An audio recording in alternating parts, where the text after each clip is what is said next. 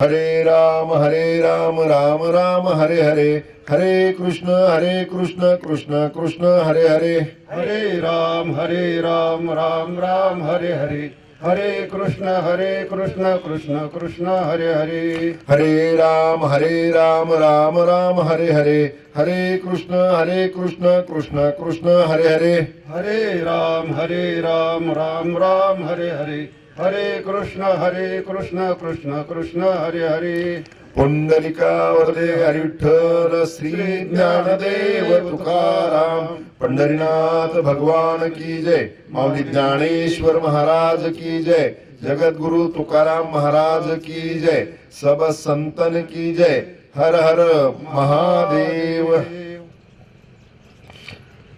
सकल तीर्थाची धुरे जिये का माता पितरे, तया सेवेशी कीर शरीरे लोन कीजे। वक्रतुंड महाकाय सूर्यकोटी समप्रभ, निर्विघ्नं कुरु मे देव सर्व कार्येषु सर्वदा। गुरुर ब्रह्मा गुरुर्विष्णू गुरुदेव महेश्वरा, गुरु साक्षात परब्रह्म तस्मै श्री गुरुवे नमः। खर तर आज होत असणारी प्रवचन रूपी सेवा कशाच्या निमित्तानं आहे आपल्या सगळ्यांना ज्ञात आहे, परंतु आजच्या सेवेचा प्रवचनकार म्हणून या ठिकाणी परिहार देणं ही माझी जबाबदारी आहे। आज या ठिकाणी वैकुंठवासी गोदाबाई नारायणराव शिर्के पाटील तथा जिजी आणि वैकुंठवासी बाळासाहेब पंढरीनाथ शिर्के पाटील तथा आप्पा या दोन व्यक्तींचा दशक्रियाविधी जिजी 10 दिवसापूर्वी गेल्या आणि आप्पा त्या ठिकाणी 5 दिवसापूर्वी गेले। या दोघांनी ध्येय ठेवलेला आहे आणि त्या निमित्तानं आजची ही प्रवचन रूपी सेवा। खरं तर जिजींचे पुतणे मल्हारराव शिर्के सर, भगवानराव शिर्के सर यांनी मला फोन करून ही प्रवचन रूपी सेवा तुम्ही करावी अशा प्रकारची त्या ठिकाणी विनंती केली।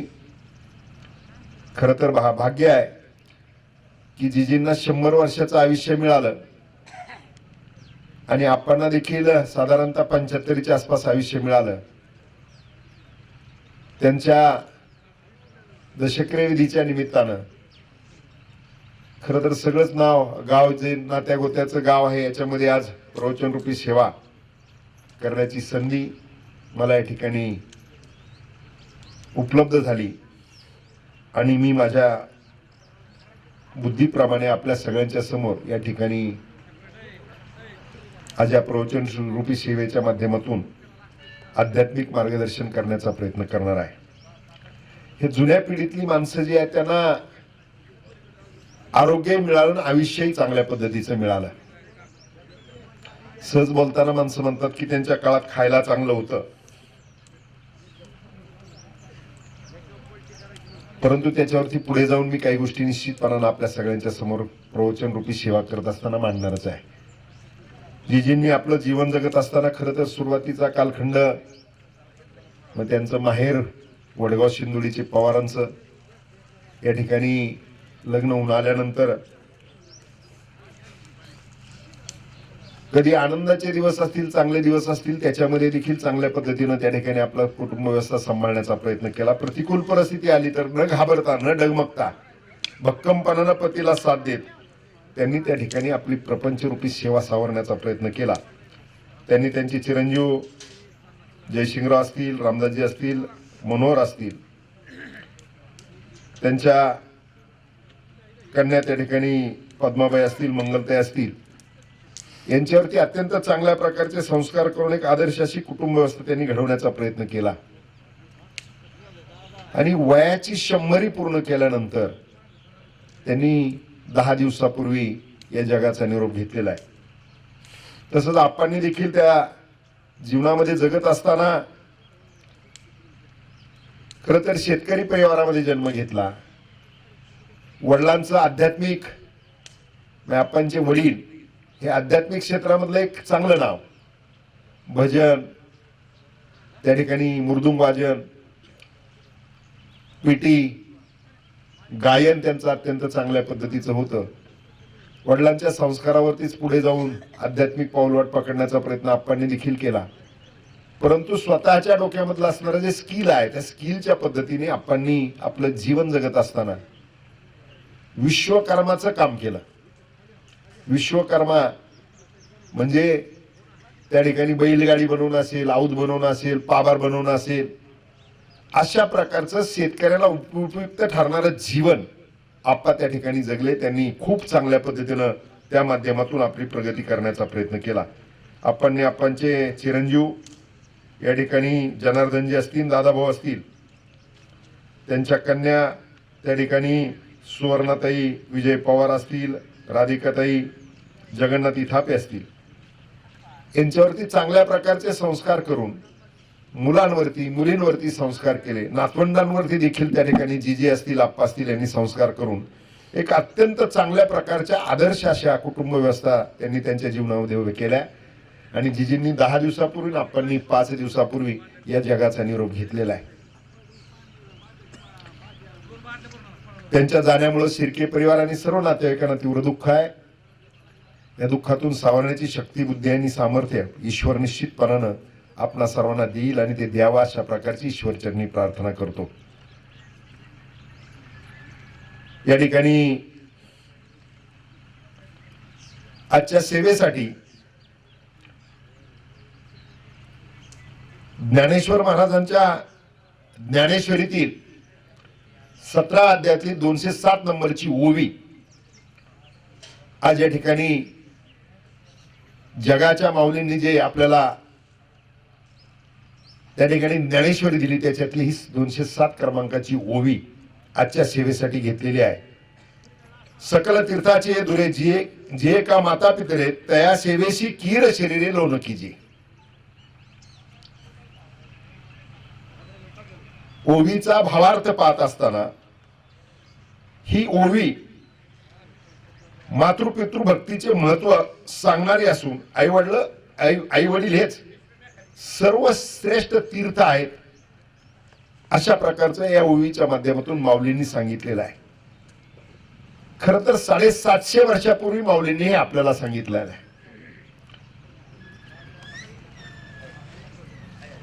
सकल तीर्थाची धुरे जे का माता पितरे, याचा अर्थ असा आहे सर्व तीर्थाचा सार जो आहे तो इथे एकवटलेला आहे. आईवडिलांची सेवा किंवा सगळ्यात महत्वाचं तीर्थ, सर्वश्रेष्ठ तीर्थ कोणतं असेल तर आईवडील आहेत. आणि या आईवडिलांच्या सेवेमुळे शरीर आणि मन शुद्धी होते. जसं अन्नामध्ये मीठ कालवल्यानंतर ते शुद्ध होतं, त्याचबरोबर त्याला चव येते, तशाच पद्धतीनं आईवडिलांच्या सेवेनं जीवन पवित्र होतं असं माऊलींनी 750 वर्षापूर्वी या ओवीच्या माध्यमातून, ज्ञानेश्वरीच्या माध्यमातून आपल्याला सांगण्याचा प्रयत्न केलेला आहे. मात्र माऊलींनी 750 वर्षापूर्वी सांगितलं. तुकाराम महाराजांनी देखील गाथेमधून जर आपण पाहिलं तर त्यांनी देखील आईवडिलांचं महत्व सांगत असताना माय बाप केवळ काशी तेनेने जावे तीर्थाशी हे तुकोबारा देखील सांगतात. परंतु त्या ठिकाणी आपण आपले तीर्थ घरात असतानाच आपण सगळ्या दुनियेत शोधत फिरतोय. या अभंगाचं निरूपण, या ओवीचं निरूपण करत असताना त्या ठिकाणी एक निश्चितपणानं सगळ्यांनी लक्षात घेतलं पाहिजे. संतांनी अवतार घेतला, तो अवतार जड जीव आणि जनाच्या उद्धारासाठी अवतार घेतलेला आहे. आणि जड जीव आणि जनाचा उद्धार करत असताना, जडाचा उद्धार जर म्हटलं तर चांगदेवांना अहंकार झालेला होता. 1400 वर्षाचं वय होतं, सिंहावर बसून आलेले होते, हातात त्या ठिकाणी सर्प होता आणि माऊली आणि भावंड भिंतीवरती बसलेले होते. अहंकाराने त्यांच्याशी बोलल्यानंतर ज्ञानेश्वर माऊलींनी त्यांच्या स्वागतासाठी ती भिंतच चालवली, म्हणजे जडाचा उद्धार केला. जीवाचा उद्धार माऊलींनी कधी केला? अनेक संतांचे अनेक चमत्कार सांगता येतील, ते मी सगळे सांगत बसणार नाही. पण ज्यावेळेस शुद्धीपत्र मागण्यासाठी ज्ञानेश्वर माऊली पैठणला गेले, तिथे ज्यावेळेस पंडितांच्या पुढे सगळं वेदशास्त्र सगळ्या गोष्टी त्यांनी मांडल्या, शुद्धीपत्र मागितलं आणि जीव सर्व ठाई आहे असं सांगितलं. आणि मग तिथून नेमका रेळा समोरून चाललेला होता पाणी घेऊन. पखाली होत्या पूर्वी, त्या पखाल घेऊन चाललेला होता. ते एका पंडिताने ज्ञानेश्वर माऊलीला विचारलं, तू सगळ्यांच्या ठाई जीव आहे असं म्हणतो, मग त्या रेड्यात आहे का जीव तुझ्यासारखा? ज्ञानेश्वर माऊली म्हणले हो आहे. मग तो बोलेल का तुझ्यासारखे वेद? म्हणे हो बोलेल. मग तो रेडा बोलवला. ज्ञानेश्वर माऊलींनी त्याच्या डोक्यावरती रेड्याचा हात ठेवला आणि रेड्यानं वेद त्याच्या तोंडून वधवले. हा जीवाचा उद्धार त्या ठिकाणी केला. आणि जनाच्या उद्धारासाठी ज्ञानेश्वरी दिली, गाथा दिली. हे सगळं जनाच्या उद्धारासाठी संतांनी काम केलेलं आहे. आणि ते संत आपल्याला सांगतायत की तीर्थ सगळ्यात सर्वश्रेष्ठ तीर्थ कोणतं असेल तर मायबाप सर्वश्रेष्ठ तीर्थ आहे. आणि मग जिथे मायबाप आहे तिथे तुम्हाला दुसरं कुठेही जाण्याची आवश्यकता नाही, कुठल्याही तीर्थाकडे जायची आवश्यकता नाही.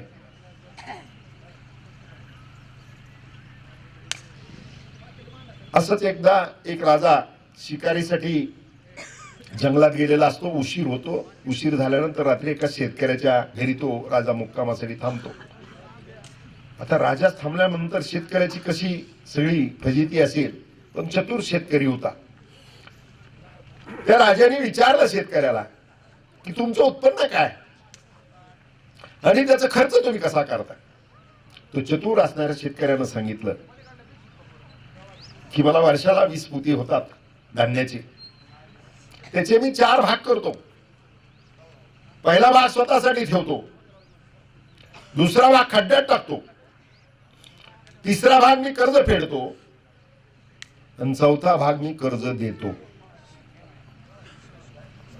रामकृष्ण आहे. राजा म्हटलं मला समजलं नाही. त्यानं सांगितलं पहिला भाग स्वतःसाठी ठेवतो, म्हणजे जे प्रपंचासाठी खर्च लागतो त्याच्यासाठी ठेवतो. दुसरा भाग खड्ड्यात टाकतो म्हणजे पत्नीला देतो. माया माऊलीने मला माफ करा, हे अध्यात्मातलं आलेलं उदाहरण नाही तर म्हणतात की खड्ड्यात आमची बरोबरी तिकडे. त्यानं पुढे सांगितलंय की पाप नाही पुण्य नाही, परंतु तसं जर पाहिलं तर ह्या अत्यंत चांगल्या प्रकारची दिलेली ठेव जपून ठेवून प्रपंचासाठी उपयोगी आणतात. तिसरा भाग त्यांनी सांगितला की कर्ज फेडतो. कर्ज फेडतो म्हणजे तिसरा भाग मी आईवडिलांसाठी देतो. हे सकळ तीर्थाची येदुरे. आणि चौथा भाग कर्ज देतो म्हणजे मुलांसाठी खर्च करतो. राजा हे उत्तर ऐकून अत्यंत समाधानी होतो की आपण चांगल्या चतुर शेतकऱ्याच्या घरी आपण त्या ठिकाणी थांबलेलो आहेत याचा त्याला आनंद होतो. खरं तर पूर्वीचा काळ जो होता तो खूप चांगला होता.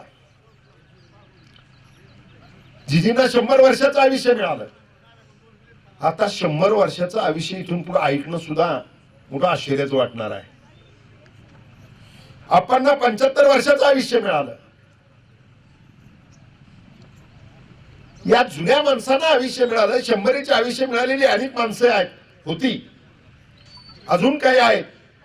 माझ्या आजी 105 वर्षाच्या होऊन वारल्या.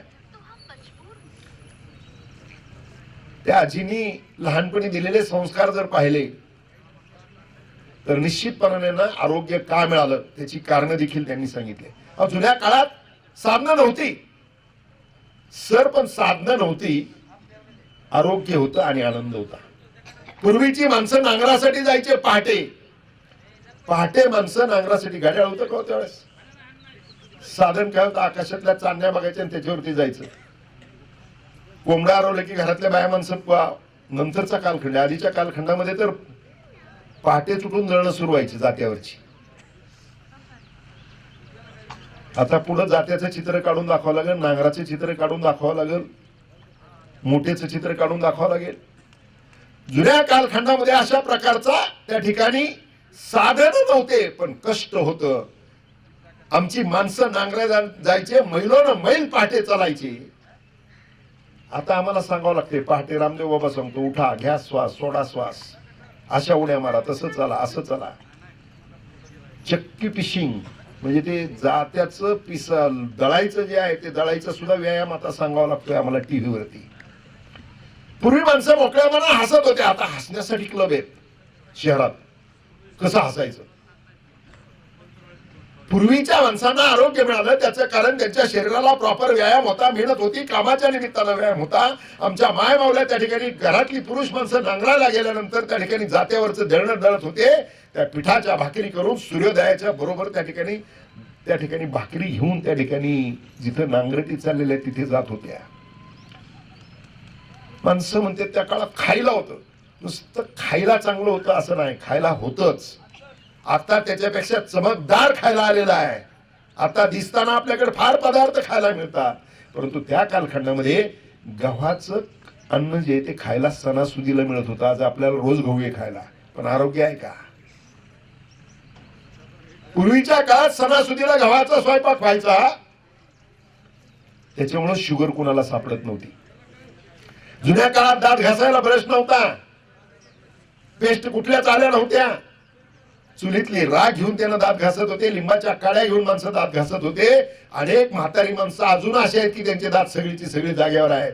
आम्हाला सगळे साधनालय आमचे दात जागेवर आहेत का हे चिंतन करण्याची आवश्यकता आहे. जुन्या कालखंडामध्ये त्या ठिकाणी आरोग्य तर मिळतच होतं, त्याचं कारण त्या पद्धतीचे व्यायाम होते, त्या पद्धतीच्या भिंती होत्या. मी माझ्या आजीचं सांगत होतो, सर आमच्या आजीला 105 वर्षाचं आयुष्य मिळालं. गावातलं कोणी माणूस आलं तर त्यांची स्मरणशक्ती शेवटपर्यंत जागेवर होती.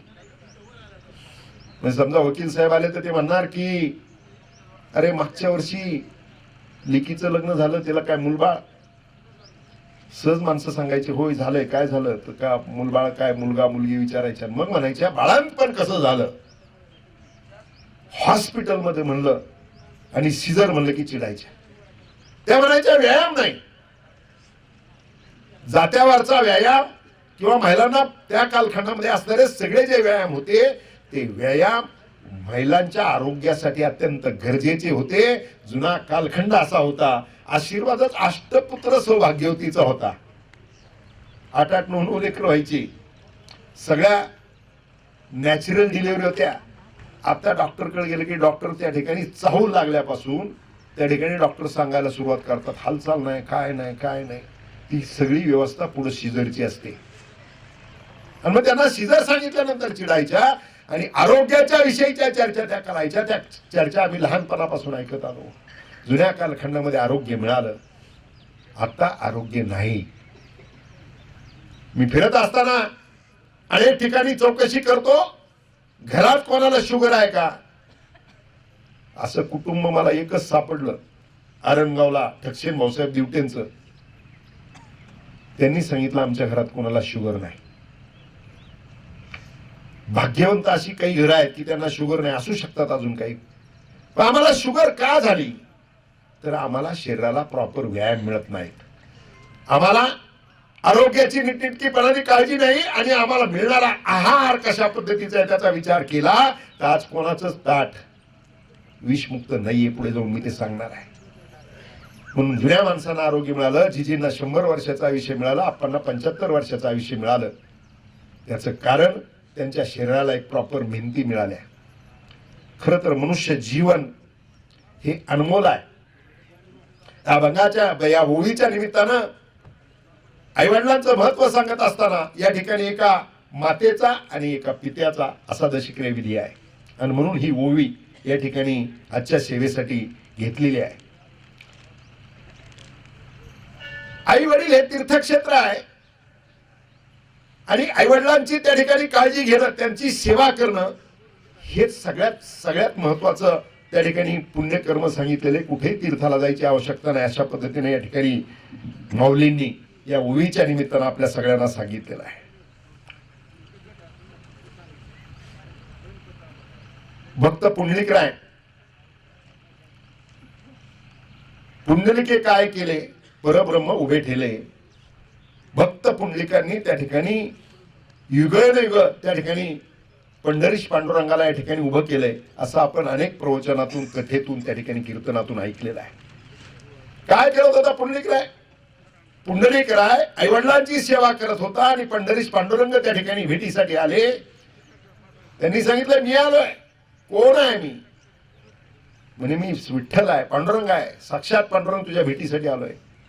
त्यांनी वीट फिकली आणि तिथे उभा राहा म्हणून सांगितलं. मी आई वडिलांची सेवा करतोय.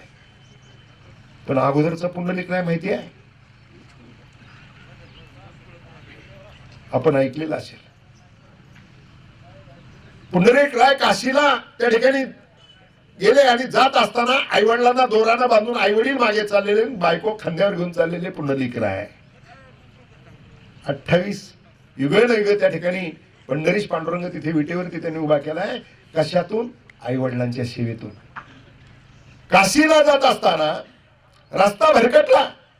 रस्ता भरकटल्यानंतर त्या ठिकाणी काशीला जायचंय, जंगलातून जात असताना रस्ता भरकटल्यानंतर त्या ठिकाणी एक आश्रम दिसला. आश्रमाच्या जवळ गेला आणि पुंडलिकाने विचारलं की काशीला जाण्याचा रस्ता कसा आहे?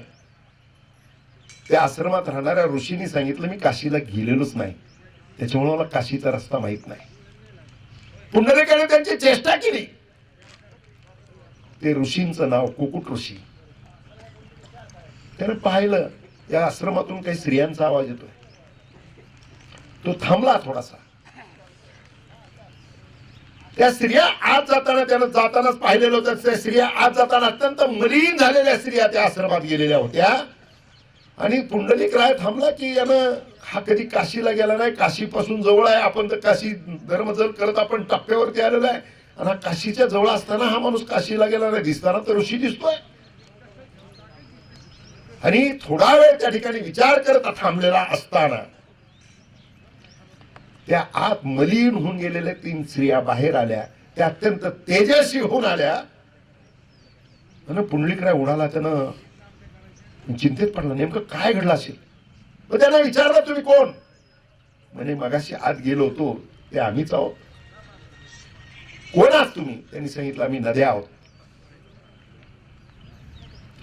मग तुम्ही जाताना आत जाताना खूप मलिन झालेला होता आणि आता तेजस्वी कशा झाल्या?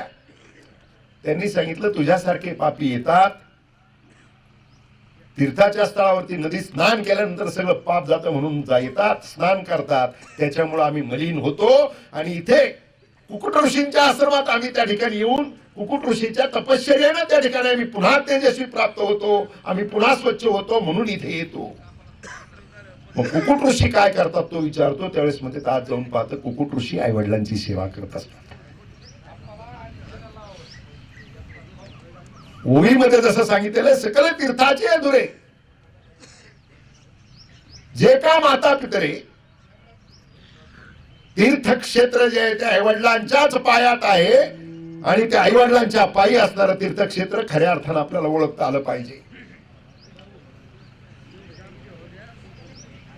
या ठिकाणी आपण आज दशक्रिया आहे, वर्षानुवर्ष वर्षश्राद्ध होईल.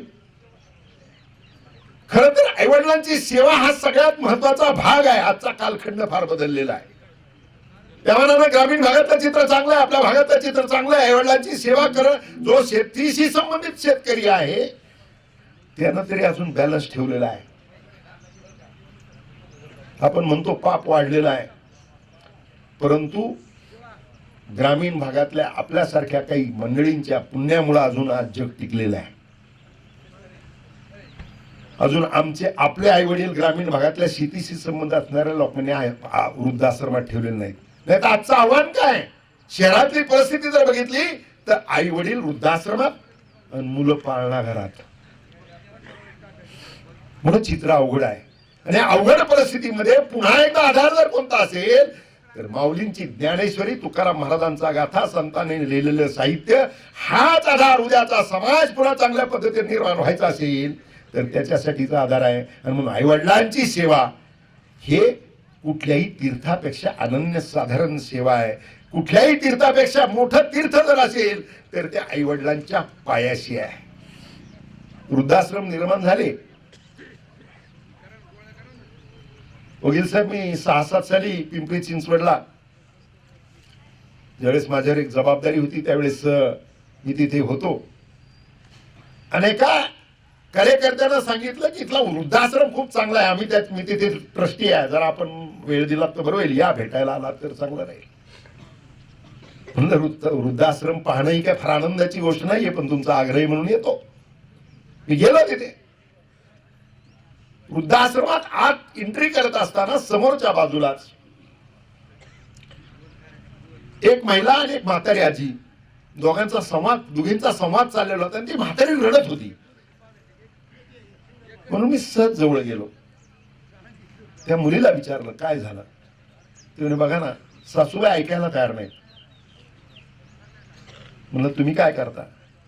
तर ते म्हणे मी डॉक्टर आहे. तुमचे पती काय करतात. तेही डॉक्टर आहेत. आम्ही दोघे हॉस्पिटलमध्ये बिझी असतो, बिलकुल वेळ नसतो, म्हणून यांना पाहिजे ती सुविधा आम्ही करतो.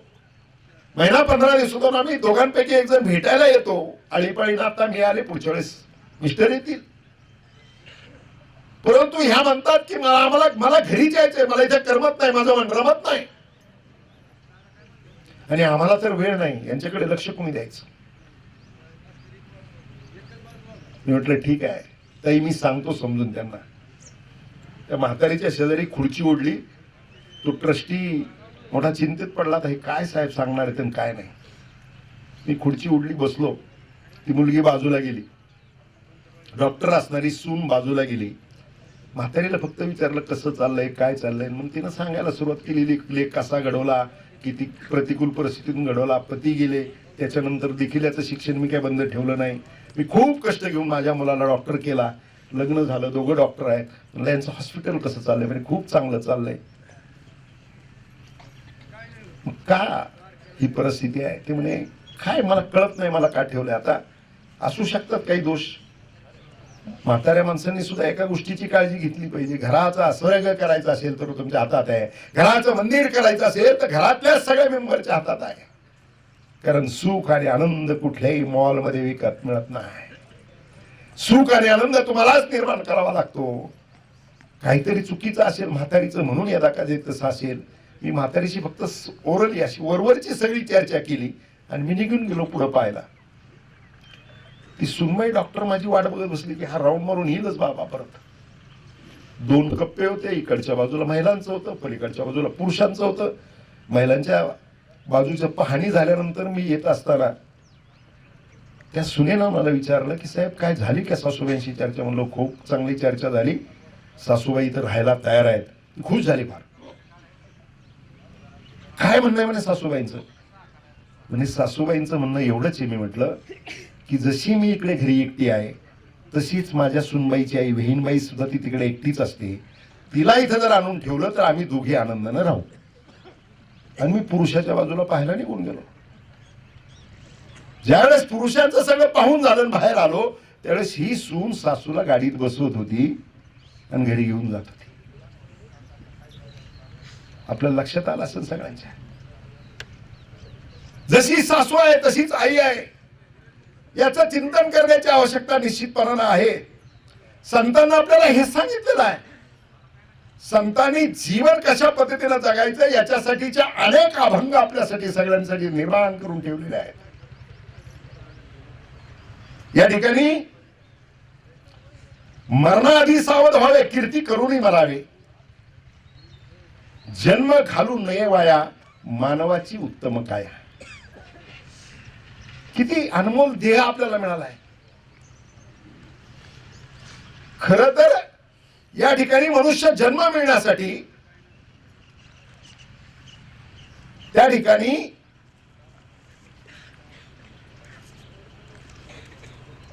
जई पाप पुण्य समान समी तई मनुष्य देह आक्रमी.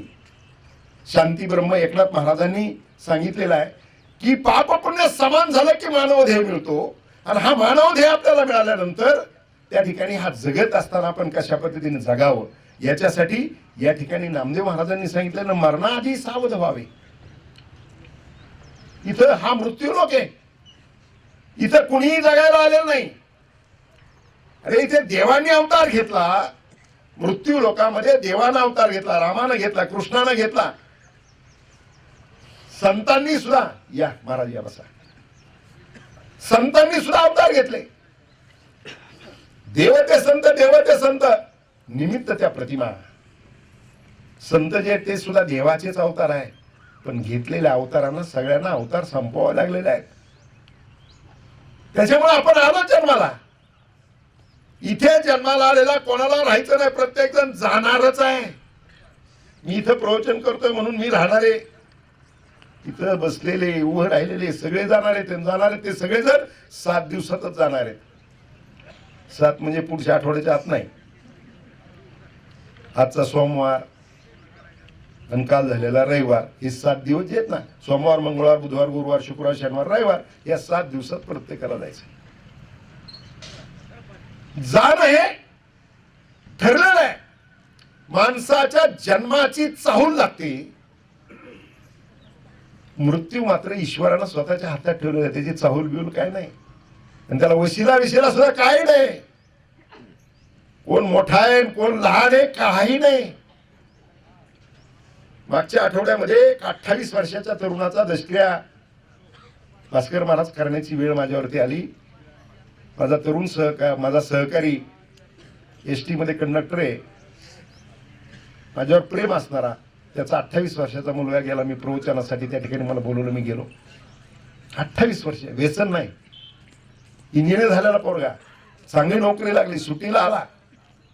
सुट्टीला आल्यानंतर कांद्याची लागवड चालू आहे म्हणून आईला मदत करत होता. आईला मदत करत असताना लेबरसाठी पाणी आणायचं, शेंदून पाणी आईला एक हंडा भरून दिला, स्वतःसाठी एक हंडा भरून घेतला. आईला हंडा उचलून देत असताना छातीत कळ आली. त्याच्यानंतर थोडं बरं वाटलं. आई पुढे जात असताना आईला मात्र लक्षात आलं काहीतरी गडबड आहे. वळून बघत होती. याचा हंडा उचलताना तसाच कोसळला आणि तो गेला. मृत्यू हे अंतिम सत्य आहे जीवनातलं. इथे सत्य काय असेल तर मृत्यू हेच सत्य आहे. प्रत्येकाला जायचंय, परंतु इतक्या कमी वयात जाणं, याच्यावरचं चिंतन मी पुढे जाऊन आरोग्याच्या बाबतीतलं निश्चितपणानं करणार आहे. पण इथं राहायला कुणीच आलं नाही. मला सांगायचं होतं, जायचंय प्रत्येकाला. इथं राहिलेच असते तर कसली गर्दी झाली असते. ईश्वरानं सगळी व्यवस्था करून ठेवलेली आहे. परंतु या ठिकाणी हे जीवन जगत असताना आपल्याला मिळालं जे आयुष्य, ही 3 पानाची डायरी आहे. पहिलं पान जन्म आहे, शेवटचं पान मृत्यू आहे, मधलं पान जीवन आहे. मधलं पान आपल्या हातात आहे भरायचं. काय भरतोय आपल्या हातात आहे. आयुष्य किती आहे? आयुष्य अल्प आयुष्य आहे आपल्याला, आणि त्या अल्पायुष्यामध्ये अर्ध झोपेत जाते, काही बालपणात जाते. जगायला किती मिळतं ह्या सगळ्यात महत्वाचा विषय आहे. आणि मग हे जगायला मिळालं आयुष्य जगत असताना त्या ठिकाणी आपण कसं जगलं पाहिजे हा सगळ्यात महत्वाचा विषय आहे. या ठिकाणी अध्यात्माच्या माध्यमातून, ग्रंथाच्या माध्यमातून संत महात्म्यांना आपल्यासाठी सांगून ठेवलेलं आहे. पण त्याचं अनुकरण आम्ही किती करतो हा सगळ्यात महत्वाचा विषय आहे. नास्तिक माणसं, आस्तिक माणसं आपण त्या ठिकाणी प्रवचन कीर्तन याला जावं म्हणून सांगतो. संत वाङ्मयाचा अभ्यास करा म्हणून सांगतो. संत वाङ्मयाचा अभ्यास त्या ठिकाणी जीवनामध्ये किती महत्वाचा आहे हा सगळ्यात महत्वाचा विषय त्या ठिकाणी आपण सांगतो. गर्भसंस्कार हा देखील महत्वाचा विषय आहे. संत वाङ्मयाचा विषय जर सांगायचा झाला तर हिरण्यकशिपूच्या पोटी कोण जन्माला आला? भक्त प्रल्हाद जन्माला आला. कयादू त्याची आई.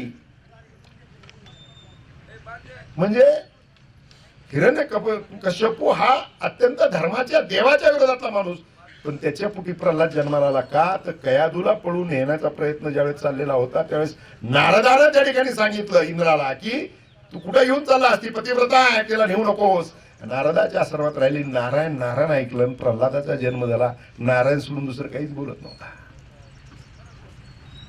हे संस्कार महत्वाचे आहेत.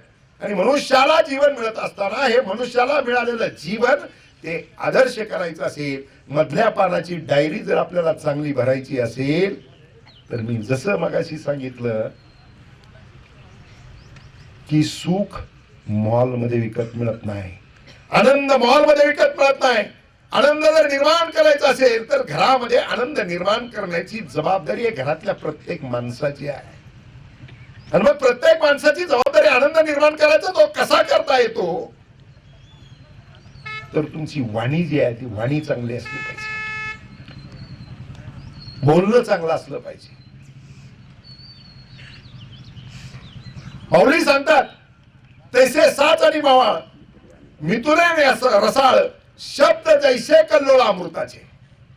ज्ञानेश्वर माऊलींनी सांगितलंय की बोलणं कसं असलं पाहिजे, खरं असलं पाहिजे, मवाळ असलं पाहिजे, गोड असलं पाहिजे. गोड बोलतात का माणसं? बोलता बोलता आम्ही किती काय बोलतो याचं सुद्धा भान राहत नाही. एकदा एका डॉक्टरकडे एक पेशंट ऍडमिट होतं. पेशंटला त्या ठिकाणी उपचार सगळे झाले, पेशंट बरं झालं. सोडायची वेळ होती, डॉक्टरचा राऊंड चालू होता. डॉक्टर राऊंड मध्ये चालत असताना त्या ठिकाणी सांगितलं, आता तुम्ही एकदम ठणठणीत बरे झाला, दिलेले औषधं खा, सांगितलेला व्यायाम करा आणि जरा जीवाला चांगलं खा, वेळेवरती जेवत चला, म्हणजे पुन्हा आजारी पडणार नाही. बायको पळतच आली. पळत येऊन म्हणजे डॉक्टर हे काय सांगा ना, तुम्ही जरा दोन आणखी गोष्टी समजून सांगा ना. मी वेळेवरती जेवायला म्हणून सांगितलं तर जेवायला वेळेवरती येत नाही, घरचं खा म्हणून सांगितलं तर खात नाही, चांगलं चुंगलं खा म्हणून सांगितलं तर खात नाही डॉक्टर. मग असं डॉक्टरच्या माड्यावर घालायची वेळ येते. आता काय करावं त्या डॉक्टरनी? बोलणं मवाळ असलं पाहिजे. कुटुंबामध्ये त्या ठिकाणी आनंद निर्माण करायचा असेल, सुख निर्माण करायचं असेल तर तुमच्या सगळ्यांच्या हातात आहे. घरामध्ये वाणी गोड असली पाहिजे, घरामध्ये देवाचं नामस्मरण असलं पाहिजे. कलियुगामध्ये तुम्हाला देवाची प्राप्ती कशातून सांगितली? सत्ययुगामध्ये त्या ठिकाणी माणसाला आयुष्य दिलं तर 1,00,000 वर्ष सत्ययुगात, आणि ध्यानानं त्या ठिकाणी देवाची प्राप्ती सांगितलेली होती. त्रेतायुगामध्ये 1 शून्य कमी झाला, 10,000 वर्षाचं आयुष्य, यज्ञानं देवाची प्राप्ती. त्रेतायुगामध्ये पुन्हा 1 शून्य कमी झाला, 1000 वर्षाचं आयुष्य द्वापार युगामध्ये, आणि पूजेनं देवाची प्राप्ती सांगितलेली होती. आता कलियुग चालू आहे, 1 शून्य पुन्हा कमी झाला, 100 वर्षाचं आयुष्य सांगितलं, आणि नामानं नामस्मरणानं देवाची प्राप्ती सांगितली.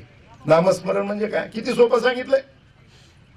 भजन कीर्तन हे म्हणजे नामस्मरण, देवाचं नामस्मरण करायचं. आता नामस्मरणाच्या विषयी कदम महाराज जर सांगायला लागलं ना, काही काही नास्तिक माणसं एवढे भारी असतात,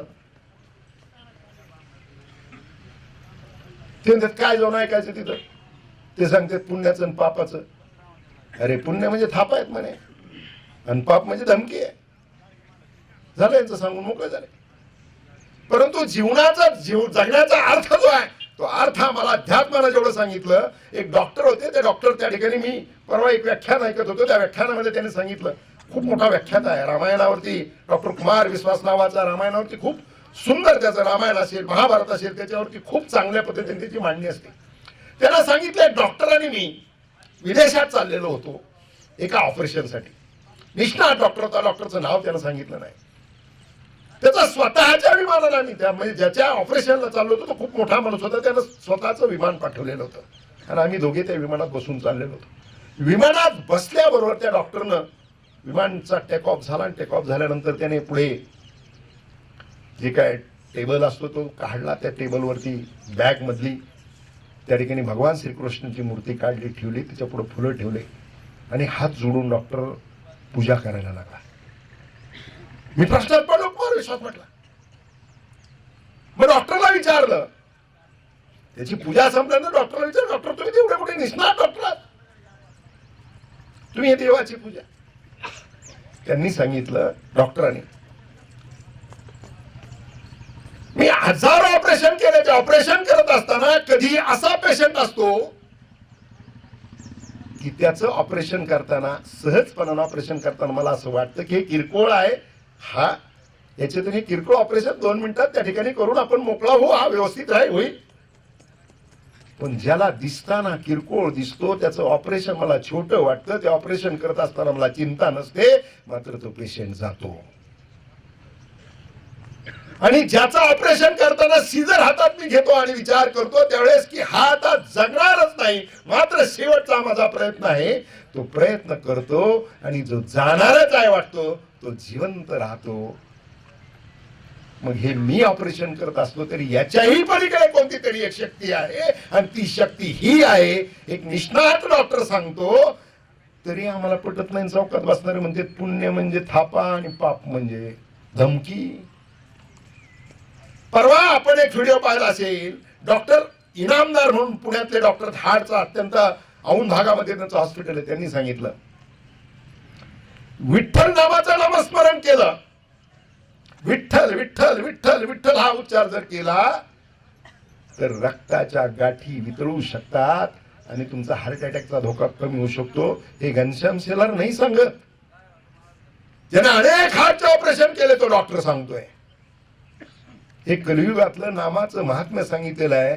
अरे देवाचं नामस्मरण करणं याच्यातून सुद्धा तुमच्या आरोग्याच्या गोष्टी घडतात. आता मी मगाशी भजन करा म्हटलो, बऱ्याच जणांना भजन करताना कसं वाटतं, लोक काय म्हणतील हा एक प्रश्न आहे, सगळ्यात फार मोठा गंभीर प्रश्न आहे की आम्ही जर भजन म्हणायला लागलो तर लोक काय म्हणतील. लोक कधीच काय म्हणत नाहीत. लोक म्हणजे कोण हाच प्रश्न मला अजून ते लोकच सापडले नाही, काय म्हणतील. आता इथं मी प्रवचन करायला लागलो, लोक काय म्हणतील असं जर विचार केला असता तर इथं आलोच नसतो. पण मरणाआधी सावध व्हावे हे नामदेव महाराजांनी सांगितलं आम्हाला. परंतु या ठिकाणी टाळी वाजवण्यामध्ये अध्यात्मात किती सांगितलेलं, टाळी वाजवणे हा सुद्धा विषय जो आहे तो आरोग्याशी निगडीत आहे. दोन हात हातावरती आदळल्यानंतर हातामध्ये सगळे तुमच्या आरोग्याचे पॉइंट्स आहेत, ते दाबले गेले की तुमच्या आरोग्याचे प्रश्न मार्गी लागतात. पूर्वीच्या मी सांगत होतो, पूर्वी सुविधा नव्हत्या, चप्पल घालायला मिळत नव्हती, माणसं नांगराच्या मागे बिगर चपलीचे चालत होते, खडे टोचत होते, ॲक्युप्रेशर होत होतं, काटे टोचत होते, ॲक्युपंक्चर होत होतं आणि त्याच्यामुळे रक्ताभिसरण चांगल्या पद्धतीचं होत होतं, अन्न पचन चांगल्या पद्धतीचं होतं, माणसाला आरोग्य मिळत होतं, 100 वर्ष जगत होते.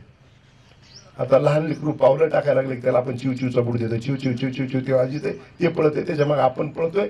त्याला ह्या पंचमहाभूतातून आपला जन्म झालाय, पंचतत्वातून आपला जन्म झालाय, त्या मातीची त्याची गाठ आपण होऊन द्यायला तयार नाही. कुठून आरोग्य मिळणार आहे.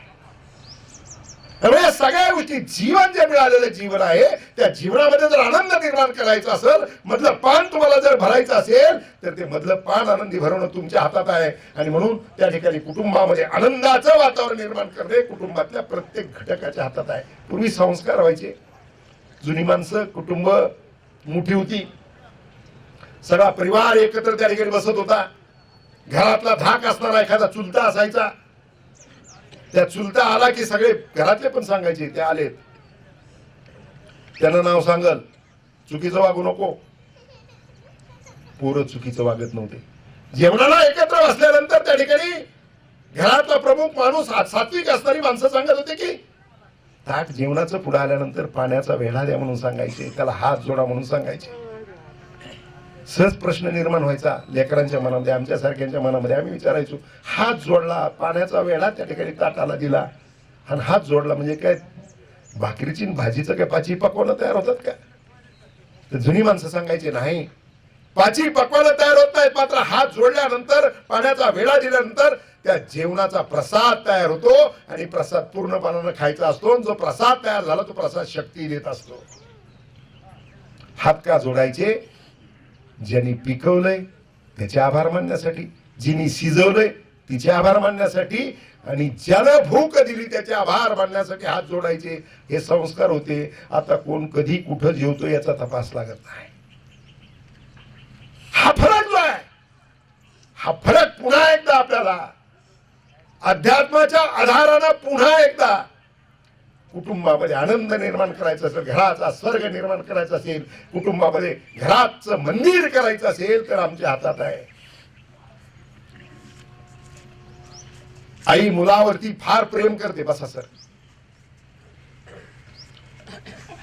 मुलाच्या जन्माची चाहूल लागल्यापासून त्याची जी सेवा करते त्याच्यावरती त्या प्रेम करायला सुरुवात करते. आई किती प्रेम करते, प्रेम आईचं असते, प्रेम वडिलांचं असते.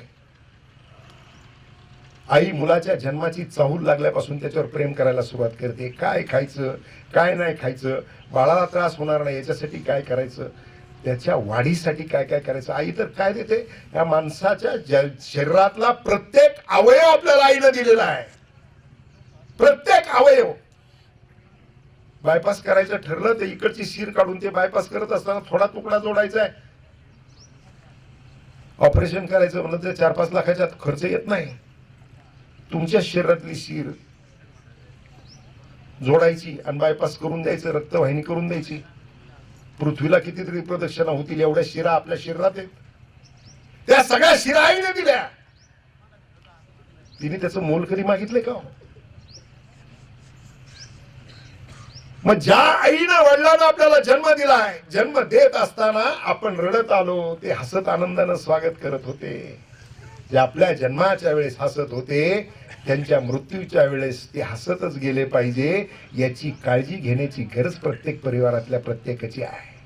आणि म्हणून आनंद जर निर्माण करू शकलो तर आपल्या जीवनातल्या जी डायरी आहे, त्या डायरीतली मधली पानं जी आहे ती चांगली आपण कधी भरू शकतो, तर त्या परिवारात आपण आनंद निर्माण करू शकतो त्यावेळेस. आणि आनंद निर्माण करायचा असेल तर तुमची घरातली भाषा ही मवाळ असली पाहिजे, तुमची घरातली भाषा ही रसाळ असली पाहिजे, तुमची घरातली भाषा ही प्रेमळ असली पाहिजे.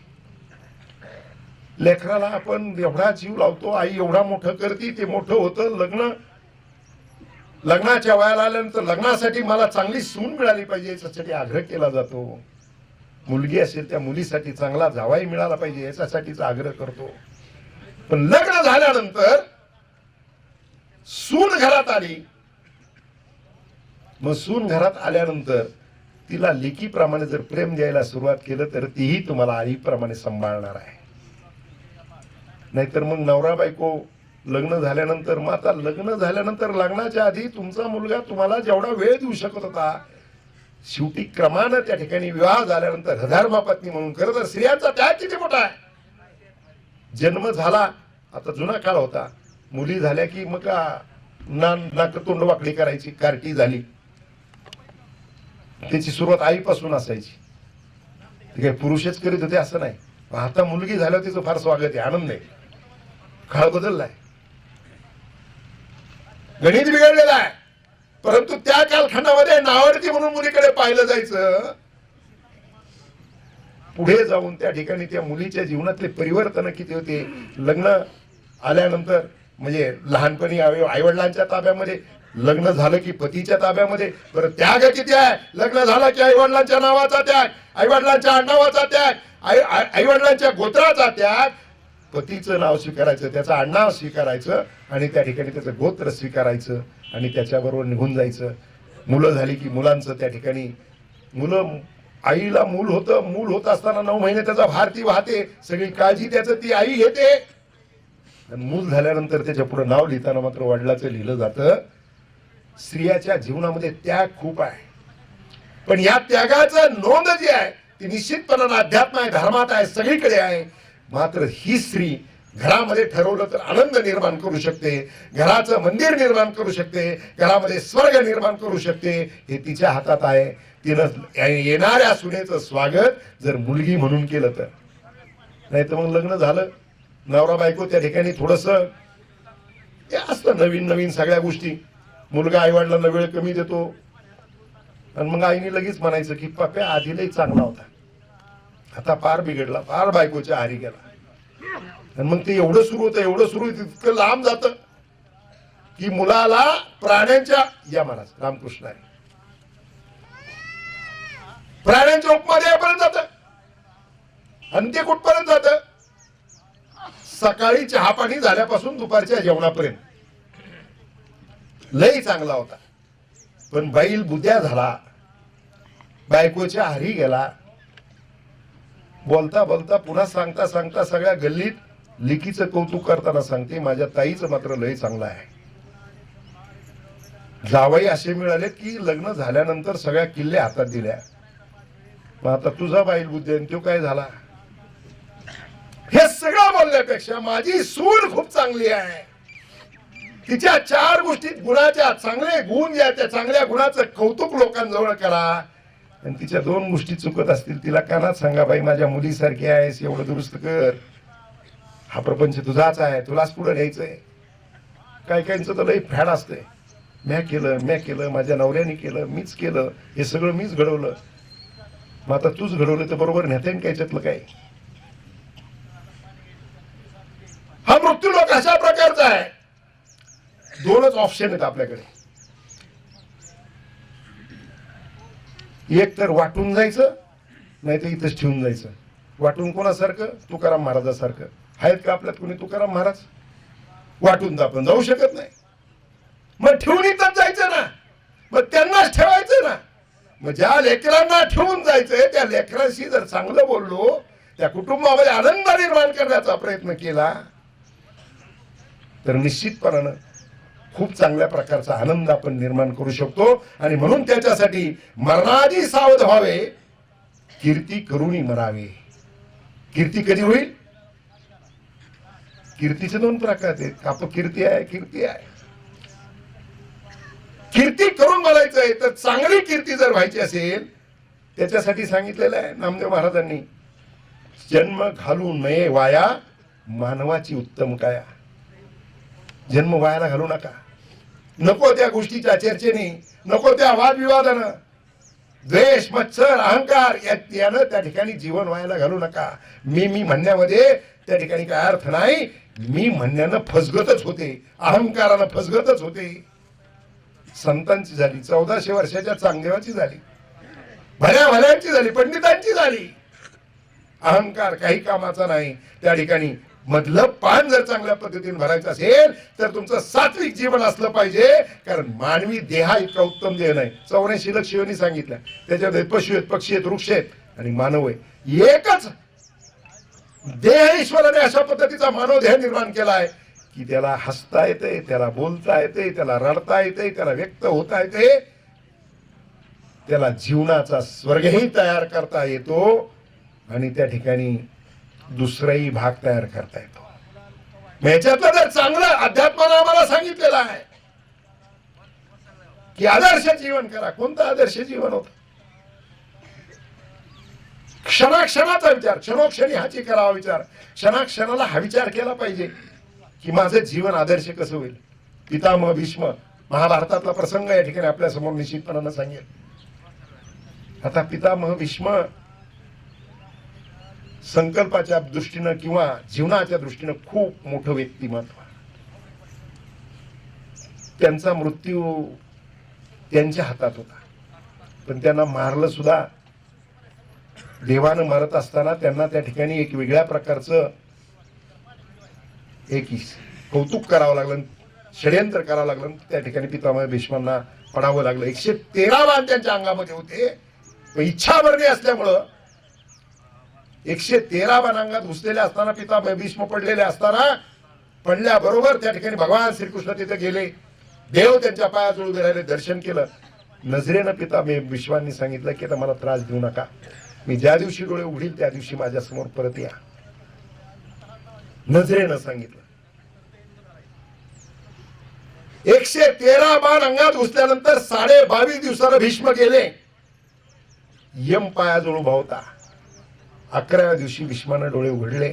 पितामह भीष्मांनी डोळे उघडून भगवान श्रीकृष्णाच्या हातात विष्णू सहस्रनाम नावाचा ग्रंथ दिला. आता आपल्याला प्रश्न पडून ते कुणी लिहिला, कसा लिहिला? त्यांच्या हातात बाण होते, ते पितामह भीष्म होते. विष्णू सहस्र नाम लिहिण्यासाठी साक्षात गणराया तिथे आलेले होते आणि तो ग्रंथ परमे त्यावेळेस भगवान श्रीकृष्णाच्या हातात दिला. त्यावेळेस भगवान श्रीकृष्णाच्या डोळ्याला धारा लागल्या. विदुर काका आणि संजय शेजारी उभे होते. विदुर काकांनी संजयला विचारलं की भगवान का रडताय? संजय चुकला. संजय म्हटला की त्यांना आनंद झाला की त्यांचं एक सहस्रनाम लिहिले म्हणून त्यांना आनंद झाला. तेव्हा पितामह या विदुर काकानं सांगितलं, संजय चुकलास, तसं नाहीये. मिळालेल्या आयुष्यातले जे क्षण आहेत, उरलेल्या शेवटच्या काळातले क्षण आहेत, ते क्षण त्यांनी योग्य कामासाठी वापरले म्हणून देवाच्या डोळ्यातून. कारण त्यांना शेवटी पितामह भीष्म जे पडले, धारातीर्थी पडले, त्याच्यासाठी देव कारणीभूत आहे म्हणून देवाच्या डोळ्यात अश्रू त्या ठिकाणी अनावर झालेले आहेत. सात्विक जीवन कशा पद्धतीचं असावं, जन्म वायाला जाऊ नये याच्यासाठीचा जो सकारात्मक विचार कोणत्या प्रकारचा असावा. स्वातंत्र्य भारताच्या युद्धातला एक प्रसंग निश्चितपणानं, युद्धाचा म्हणण्यापेक्षा स्वातंत्र्य भारताच्या लढ्यातला एक प्रसंग निश्चितपणानं मी आपल्या सगळ्यांसाठी सांगून जाईल. शहीद भगतसिंग या देशाच्या स्वातंत्र्य लढ्यामध्ये भूमिका पार पाडण्यासाठी आणि या देशाला स्वातंत्र्य मिळालं पाहिजे याच्यासाठी लढत होता. त्याला ज्यावेळेस पकडलं गेलं त्यावेळेस त्याचं वय 21 वर्ष होतं. 21व्या वर्षी जेलमध्ये गेला. 23व्या वर्षी फाशीची शिक्षा सुनावली गेली आणि ज्या दिवशी फाशी होणार होती त्यावेळेस जेलरनं ठरवलं की आपण भगतसिंग काय करतोय पाहून येऊ. पहाटेची वेळ होती. पहाटेची वेळ असताना भगतसिंगाच्या जेलच्या पुढे ज्यावेळेस जेलर गेला त्यावेळेस भगतसिंग व्यायाम करत होता. व्यायाम पाहून जेलर उडाला. त्यानं म्हटलं, जेलर म्हटलं, अरे भगत हे क्या कर रहे हो? त्याने सांगितलं व्यायाम करतोय. ते म्हणे आता काही वेळानं तुला फाशी होणार आहे. व्यायाम शरीरासाठी गरजेचा आहे. तुझं शरीर तर लटकावलं जाणार आहे, तू मरणार आलायस, मग व्यायाम कशासाठी करतोस? भगतसिंगाने दिलेलं उत्तर फार महत्वाचं आहे. जीवनामध्ये एवढा विचार सकारात्मक आणि सात्विक असला पाहिजे. भगतसिंग म्हटलं माझी आई रोज पूजेसाठी टोकरी भरून फुलं आणते, पण टोकरी भरून आणलेली सगळी फुलं देवाला वाहत नाही.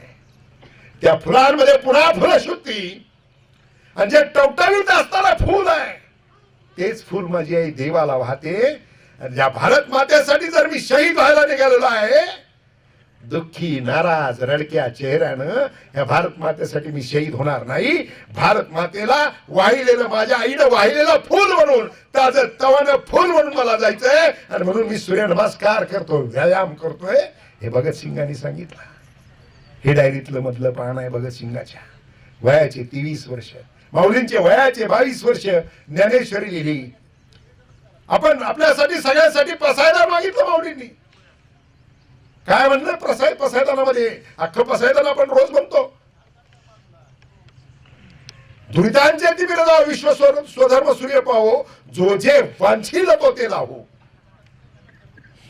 जो जे वांछील तो ते लाहो. महाराज आपल्याला आवडीचं म्हणजे समाजाला आवडीचं, जो जे वांछील तो ते लाहो. पण त्याच्या अगोदर त्यांनी काय सांगितलंय? दुरिताचे तिमिर जाओ, विश्व स्वधर्म सूर्य पाहो. दुरितांचे तिमिर म्हणजे अज्ञान रूपी अंधार दूर होऊ द्या. विश्व स्वधर्म म्हणजे काय? स्वधर्म म्हणजे काय? हिंदू, मुस्लिम, बौद्ध, ख्रिश्चन, ईसाई असं धर्म नाही सांगितलेला. मानवता धर्म जो आहे तो जागा झाला पाहिजे, आणि मग सगळ्यांना सगळं काही मिळालं पाहिजे. प्राणी मात्राचं कल्याण झालं पाहिजे, प्राणी मात्रापर्यंत सगळ्यांना सगळं मिळालं पाहिजे. माऊलींनी या पसायदानातून आपल्याला सांगितलं. आणि म्हणून या ठिकाणी जीवन जगत असताना आपण माता पितरांची सेवा हा सगळ्यात महत्वाचा भाव. ते तीर्थ या ठिकाणी सांगितलेले आहे, तिथेच पुन्हा पुन्हा फिरून मी तुम्हाला आणतोय. आज ओवी महाराज ही घेतलेली होती, सकल तीर्थाची दुरज जे का माता पितरे. आई वडिलांची सेवा केल्यानंतर कुठल्याही तीर्थाला जावं लागत नाही. परंतु काळ बदलला, मी सांगितलं बघा, तसा काळ बदललाय. आई वडील वृद्धाश्रमात, मुलं पाळणा घरात, अशी स्थिती निर्माण झाली. आणि या कालखंडामध्ये खरं तर एक प्रसंग या ठिकाणी, एकदा एक आई वडील आणि नातू त्यांचा सिनेमाला जायचं असतं, आणि घरात म्हातारी आई असते, वडील असतात. ते सांगतात आपल्या गल्लीतच मंदिरामध्ये आज एक कार्यक्रम आहे, तिथे पंगत आहे, तुम्ही तिथे जेवायला जा, आम्ही सिनेमाला जाऊन येतो. ती आई जरा काय करते की ते बाहेरचं मला खाल्लेला त्रास होता, 1-2 भाकरी करून जायला किती वेळ लागणार, तेवढं सुनबाई करून जाते. म्हणते नाही आता आम्हाला वेळ नाही, आम्हाला जायचंय, तिकीट काढलेलं आहे, सगळं झालेलं आहे, आम्हाला जायचंय. ते काय ऐकत नाहीत आणि जातात. नातो मात्र गाडीत जाताना प्रवासात म्हणतो, एक मंदिर पाहतो तो, आणि तो सांगतो मी मोठा झाल्यानंतर मी चांगल्या जॉबला लागेल, चांगलं शिक्षण घेऊन मोठ्या जॉबला लागेल, आणि मात्र मी माझं घर बांधत असताना बिलकुल मंदिराच्या शेजारी बांधेल. आई विचारते का बरं?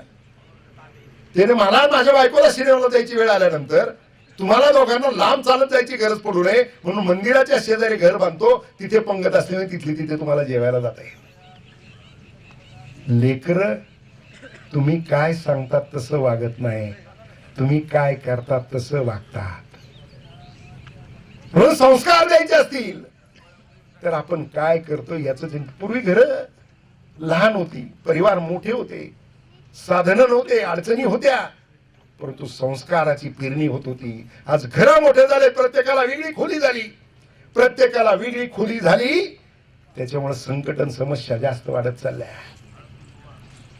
प्रश्न खूप निर्माण झालेले आहेत. आजच्या युगामध्ये आपल्याला तारायचं असेल तर फक्त संत विचार तारू शकतात. जुन्या कालखंडामध्ये आई वडील आम्हाला सांगत असताना संगत कोणाची करीत पासून सांगत होते. चुकीच्या मुलाबरोबर संगत दिसली तरी आपले आईवडील सावरायचा प्रयत्न करत होते. चुलता बघत होता. 90च्या दशकाच्या अगोदरची परिस्थिती अशी, गावातली प्रमुख माणसं सुद्धा एखाद्याचं मूल चुकीच्या पद्धतीने चाललंय ते आईवडिलांना सांगण्याचा प्रयत्न करत होते. आज सांगायला गेलं तर कोणालाच आवडत नाही. माझं पोरग चुकीचं आहे सांगता का? आणि मग ज्यावेळेस एखाद्या दिवशी मोठा घोटाळा होतो आणि मग ते म्हणते अरे लय घोटाळा झाला. पूर्वीच्या कालखंडामध्ये संगतीचा विचार केला जायचा. संगती चुकीच्या लेकरं जाऊ नयेत याचा विचार केला जायचा. संगतीचा एक दृष्टांत आठवला म्हणून आपल्याला सांगून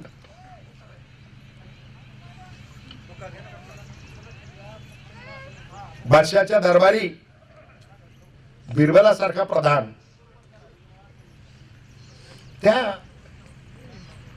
बिरबल फार हुशार असल्यामुळे त्याच्याविषयी असूया फार जणांना असायचं. हुशार माणूस असला की असूया असतोच, त्याला विरोधक फार असतात. बिरबलाचं तसंच झालं. दरबारातले सगळे एकत्र आले, म्हणले बिरबलाचा काटा काढला पाहिजे, त्याच्याशिवाय आपल्याला दरबारात किंमत येणार नाही. काय करायचं म्हणलं, आता षडयंत्र रचलं जातं आणि मग त्या सगळ्या ग्रुपमध्ये न्हाव्याला घेतलं जातं. आता हाच काम करू शकतो, महाराजाच्या कानात हाच सांगू शकतो. न्हावी एक दिवशी महाराजाची दाढी करता करता म्हणतो की तुमच्या वडिलांचं माझ्यावर जेवढं तुमचं प्रेम आहे तेवढंच प्रेम तुमच्या वडिलांचं देखील होतं. राजा म्हणतो हा बरोबर आहे, वडील माझे प्रेमळच होते. आता त्यांचं स्वर्गात काय चाललं असेल ते कळत नाही म्हणे. राजा म्हणतो आता स्वर्गात त्यांचं काय चाललंय ते कसं कळणार, कळू शकत नाही. नाही म्हणे असं कसं कळू शकतो म्हणे. बिरबलासारखा हुशार प्रधान जर तुमच्या सेवेत आहे, तुमच्या दरबारी आहे, त्याला सांगितलं जाऊन खाली खुशाली काढून आण वाढल्याची तर तो आणू शकतो, तो फार हुशार आहे. बादशाला वाटतं होऊ शकतंय खरे. दुसऱ्या दिवशी दरबार भरतो, बिरबलाला सांगतात तुला स्वर्गात जायचं, स्वर्गात जाऊन माझ्या वडिलांची खबर काढून आणायची, त्यांचं काय चाललंय कसं चाललंय. बिरबल गडबडतो, परंतु तो म्हणतो महाराज हुशारच होता तो. मला महाराज खर्च फार येईल. ते म्हणे पाहिजे तेवढे पैसे देतो, मला वेळ लागेल. किती वेळ लागेल ते म्हणे 4 महिने लागतील. म्हणजे ठीक आहे 4 महिने तुला मंजूर, 4 महिने तुला काय करायचं ते कर, पण स्वर्गात जाऊन माझ्या वडिलांची खबर काढून आणली पाहिजे. बिरबल पैसे घेतो, जातो घरातनं, त्याच्या माज घरातून एक भुयार काढतो स्मशानापर्यंत. त्या स्मशानामध्ये एक सापळा आणून ठेवतो, त्या भुयारामध्ये एक सापळा आणून ठेवतो आणि महाराजांना निरोप धाडतो की आता माझी स्वर्गात जाण्याची तयारी झालेली आहे, त्याची व्यवस्था करा. दुसऱ्या दिवशी सरण बिरण रचलं जातं, बिरबला त्याच्यावर टाकलं जातं. त्या सरपणात तो व्यवस्था करून ठेवतो. पेटवल्यानंतर धूर होतो, धूर झाला की तो बिरबल बरोबर खाली त्या भुयारात निघतो. ते आणलेला सापळा तिथे ठेवून देतो. बिरबल घरात निघून जातो. दुसऱ्या दिवशी सावडण्याचा विधी होतो, सगळे हाडं सापडतात. त्याला विरोध करणारे जे सगळे दुष्ट असतात, त्या दुष्टांना वाटतं गेला बिरबल. राजाला वाटतं की आता बिरबल गेला, राजा रडायला लागतो. नंतर लक्षात येतं बऱ्याच राजांचं असंच होतं. राजा रडायला लागतो, बिरबल गेला, दुःखी होतो खूप. आणि त्याच्यानंतर 1 महिनाभर जातो. महिन्याने बिरबल पुरा स्मशानात येतो. स्मशानजुगी पळतच जातो महाराजाकडे, बिरबल आला, बिरबल आला. महाराज आनंदी होतात, वाजंत्री घेऊन जातात, त्या बिरबलाला आलिंगन देतात, बिरबलाला वाजत गाजत दरबारात घेऊन येतात. येतो बिरबल दरबारात. दरबारात आल्यानंतर सगळ्या दरबाराच्या समोर बिरबलाला विचारतात कसा झाला प्रवास. बिरबल म्हणतो स्मशानात मला तुम्ही त्या ठिकाणी माझी चिता रचली, त्या चितेवरती मी झोपलो, तुम्ही अग्निदाह दिला, मला खूप हलकं हलकं हलकं वाटायला लागलं. जसा जसा जसा वर जात होतो तसं तसं मला हलकं वाटत होतं. पुढे गेल्यानंतर एक विमान दिसलं, त्या विमानाला मी हात केला, विमान आलं, त्या विमानात बसलो आणि मी स्वर्गात गेलो. स्वर्गात गेलो, पाहतो तर काय स्वर्गाचा सगळा आनंद मी पाहिला. ते म्हणले अरे माझ्या वडिलांचं काय चाललंय. वडिलांचं तर काय, वडील खूप आनंदी आहेत म्हणे. रत्नजडित महालामध्ये राहतात, कल्पवृक्षाची बागा आहेत, मागेल ते सेवा त्यांना तिथं उपलब्ध आहे, खूप आनंदी आहे. असं बिरबल वडिलांचं सगळं कौतुक सांगत राहतो. सगळे दरबारात ऐकत राहत. आणि मग राजा विचारतो की माझ्यासाठी वडिलांनी काही निरोप दिलाय का. हो म्हणे दिलाय ना महाराज. म्हणे काय. म्हणे सगळ्या सुविधा आहेत, पण महाराजांची दाढी करायला तिथे न्हावी नाही, न्हावी पाठवा म्हणून सांगितलंय. राजा फरमान काढतो न्हाव्याला स्वर्गात जायचंय म्हणून. गेलेला न्हावी परत नाही आला. दुष्टाची संगती मरणाकडे घेऊन जाती म्हणून जुन्या काळात माणसं सांगत होत्या की संगत चांगली असली पाहिजे. आज आम्हाला वेळ आहे का? आज आव्हानं कोणत्या प्रकारची आहेत? आज आव्हानं त्या ठिकाणी सगळ्यात मोठा प्रश्न जर कोणता निर्माण झालेला असेल तर घरामध्ये कुटुंबामध्ये संस्काराचा प्रश्न निर्माण झालेला आहे. का निर्माण झाला? पूर्वी मी सांगितलं साधनं नव्हती पण आनंद होता. आता साधनं आले, आनंद लोप पावलाय. सगळ्यात महत्वाचं साधन काय आलं आता? इथं सगळ्यांकडे एकही व्यक्ती अशी इथं नसेल की त्याच्याकडे ते साधन नाही, ते म्हणजे मोबाईल. मोबाईल वाईट आहे का? नाही. चांगला आहे का? चांगला आहेच, पण त्याच्यातलं आपण चांगलं घेतो का?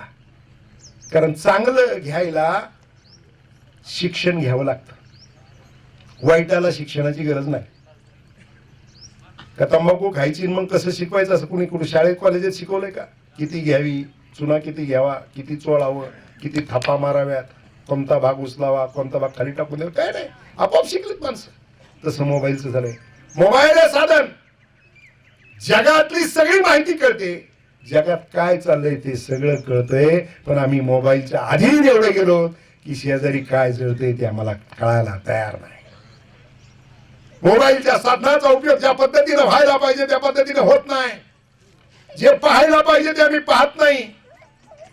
आता आम्हाला महाराज लाटे महाराज समजा प्रवचन करतायत किंवा भास्कर महाराज कदम प्रवचन करतायत, मी समोर जर बसलेला असलो, पूर्वी मी बसलो आणि बसलेलो असलो की तुम्ही सांगितलं तर मी मोबाईल मध्ये काय चालायचो, तुम्ही एखादं प्रमाण दिलं की तो अभंग मी शोधायचो, 1 मिनिटात मिळतोय. तेवढं फास्ट आहे ते. पण ते पाहतात ते आज पोरं, हा सगळ्यात महत्वाचा विषय आहे. आणि मोबाईलमुळे एवढं व्यस्त झालोय आपण की आपण सगळा आनंदच लोप पावलोय. आपण काय पाहायलाच तयार नाही. मोबाईल मध्ये एवढे आसक्त झालेत माणसं. एकदा एका शहरात असं झालं, ऑफिसचा पती यायचं टायमिंग झालंय आणि एक महत्वाची मालिका चालू होती. त्या महत्वाच्या मालिकेत व्यत्यय नको म्हणून माऊलीनं दरवाजा उघडा ठेवलेला होता. पतिराज येतील बसतील, दरवाजा उघडायला व्यत्यय नको. मालिकेत अजिबात व्यत्यय न झाला पाहिजे म्हणून मालिका पाहतो. त्याचं मालिकांचं शिक्षण सुद्धा फार भारी आहे. काय मालिका आहेत काय चांगल्या आहेत की ज्या घरात भांडण नसेल ती मालिका पाहिल्यानंतर 100% घर सासू सुनांचं भांडण सुरू होईल, अशा प्रकारच्या मालिका आहेत. त्याच्यात एकाग्र होतात. 3 स्क्रीननं वाट लावलेली आहे. त्याच्यातले विशेष करून 2 स्क्रीन, एक टीव्हीचा स्क्रीन, दुसरा मोबाईलचा स्क्रीन. एक टीव्हीवरती मालिका बघत होत्या. त्या बिल्डिंग मधला वरच्या मजल्यावर जायचं होतं, ते बी मोबाईलवर फेसबुक खेळत आलं होतं. हे मधीच घुसलं, हे जाऊन बसलं. हिचा टीव्ही चालू, याचा मोबाईलवरती फेसबुक खेळणं चालू. ओरिजिनल घराचा मालक आला, तो बी इंस्टावर खेळत आलेला होता. तेव्हा आला, त्याने दरवाजा ढकलला, बघतोय तर हा बसलेला. ते म्हणतो सॉरी मी चुकून तुमच्या घरात आलो. त्याचंच घर. किती आसक्ती आहे मोबाईलची, किती वेडेपणा चालू आहे. या मोबाईलमुळे त्या ठिकाणी खूप मोठं नुकसान झालंय. मोबाईल हे साधन चांगलं आहे पण त्याचा चांगला वापर होत नाही. आपण त्या ठिकाणी मोबाईलला किती आसक्त झालो करतो. काही माणसांचं तर एवढे झोपेपर्यंत त्या मोबाईल मध्येच येत. एखादी संध्याकाळी पोस्ट केली असेल झोपताना, सकाळी उठल्यानंतर अस्वस्थ होतं, पहिलं बघते आपल्या पोस्टला कुणी किती लाईक केलंय, कुणी काय कॉमेंट्स केल्या. बरं, ज्या व्यक्तीने करायला पाहिजे किंवा ज्या व्यक्तीने पाहायला पाहिजे त्यांनी जर पाहिलं नसेल ना, एवढं अस्वस्थ होतं, अख्खा दिवस खराब जातो त्याचा. त्यात एखादं गेल्याचं बघावा. येतं जाता मोबाईलवरती भावपूर्ण तर श्रद्धांजली, ही बी लगेच बघते. याचा काही संबंध आहे का नाही काय माहित नाही, ते बघते.